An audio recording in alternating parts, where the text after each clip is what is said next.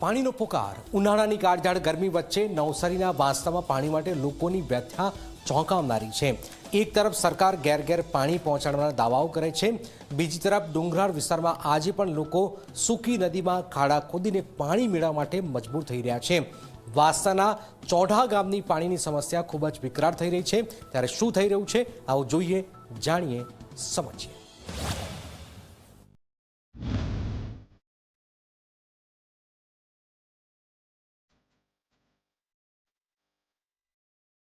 આ તસવીરો કોઈ દૂરસ્થ જંગલની નથી। આ દ્રશ્યો છે નવસારી જિલ્લાના વાંસદા તાલુકાના ચોઢા ગામના ઊભી ચોંટ ફળિયાના, જ્યાં વર્ષ 2026માં પણ પાણી માટે લોકોનો સંઘર્ષ યથાવત છે।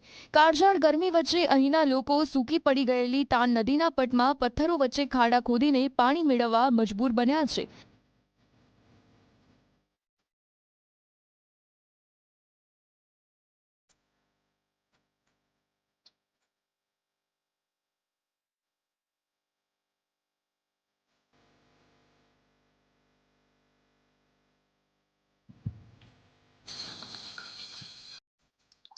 પહેલા ખાડો ખોદવો, પછી ખાબોચિયામાં ધીમે ધીમે ભરાતું પાણી નાના વાસણથી બેડામાં ભરવું અને ત્યારબાદ જીવના જોખમે ઊંચા ડુંગરા ચડીને ઘરે પહોંચાડવું। આ રોજિંદી કસરત અહીંના લોકોની મજબૂરી બની ગઈ છે।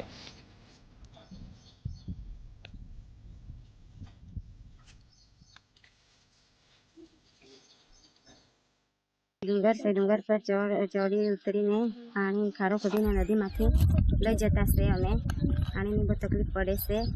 ढोरने पीवा माटे बी त्याथी पाणी वापरता छे। અહીંથી અમે બી અહીંયાથી પીતા છે પાણી।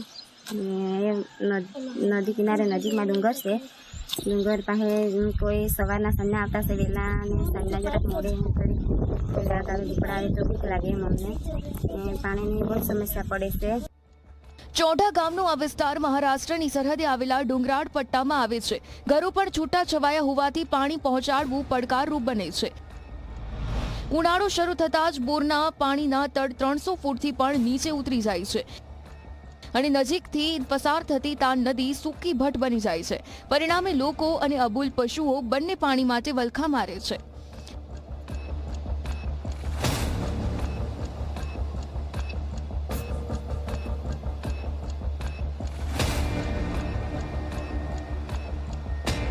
આ ગામની નદીમાં હોળી સુધી પાણી હોય છે અને ત્યાર પછી ઘટી જાય છે।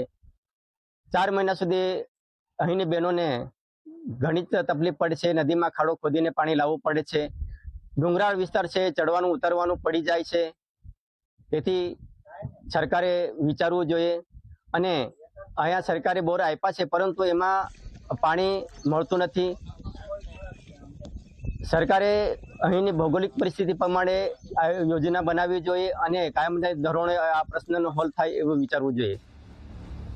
ચોંકાવનારી વાત તો એ છે કે નળ સે જલ યોજનાના નળ પણ અહીં સૂકા પડ્યા છે। લોકો કહે છે કે પાણી માટે અનેક રજૂઆતો છતાં કાયમી ઉકેલ નથી મળ્યો અને હવે પાણીનો પ્રશ્ન માત્ર મુશ્કેલી નહીં પરંતુ જીવન મરણનો પ્રશ્ન બની રહ્યો છે। આ ગંભીર સમસ્યાને લઈને સ્થાનિક કોંગ્રેસી ધારાસભ્ય અનંત પટેલે જળયાત્રા કાઢી વિરોધ નોંધાવ્યો છે। સાથે જ પાણી માટે ઉગ્ર આંદોલનની ચીમકી પણ ઉચ્ચારી છે।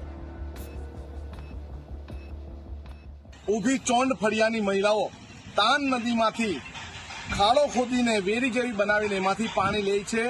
ખૂબ દયનીય પરિસ્થિતિ છે, પરંતુ આ પરિસ્થિતિને ડામવા માટે પાણી પુરવઠાએ તેમજ સરકાર દ્વારા તાત્કાલિક પીવાના પાણીની, રસોઈ કરવાના, નાહવાના, કપડાં ધોવાના, પશુઓના પાણીની વ્યવસ્થા કરવી જોઈએ। જ્યાં સુધી આ વ્યવસ્થા ન થાય ત્યાં સુધી અમારી જળયાત્રા ચાલુ રહેશે।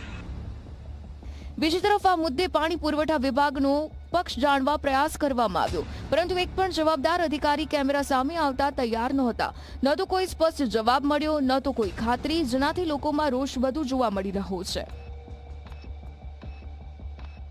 તેના લાંબા ગાળાના અને કાયમી નિવારણ માટે થઈને સરકારની દમણગંગા જૂથ બલ્ક પાઇપલાઇન જે છે એના આધારિત વાંગણ બારતળ જૂથ યોજનાનું કામ હાલમાં પ્રગતિ હેઠળ છે અને આ તમામ સરહદી ગામો, ખાટા આંબા, ચોંઢા સહિતના 24 ગામોનો સમાવેશ આ વાંગણ બારતળ જૂથ પાણી પુરવઠાની અંદર કરવામાં આવેલો છે અને આ યોજનાનું કામ અંદાજે 1 વર્ષની અંદર પૂર્ણ કરવામાં આવશે તથા હાલમાં આ ગામોના ટેમ્પરરી નિવારણ માટે થઈને 42 બોરનું કામ હાલમાં પ્રગતિ હેઠળ છે.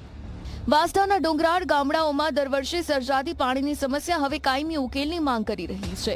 દમણગંગા પાઇપલાઇન યોજના આ વિસ્તાર માટે આશાનું કિરણ બની શકે છે, પરંતુ સવાલ એ છે કે લોકોને પાણી માટે હજુ કેટલો સમય સૂકી નદીમાં ખાડા ખોદવા પડશે.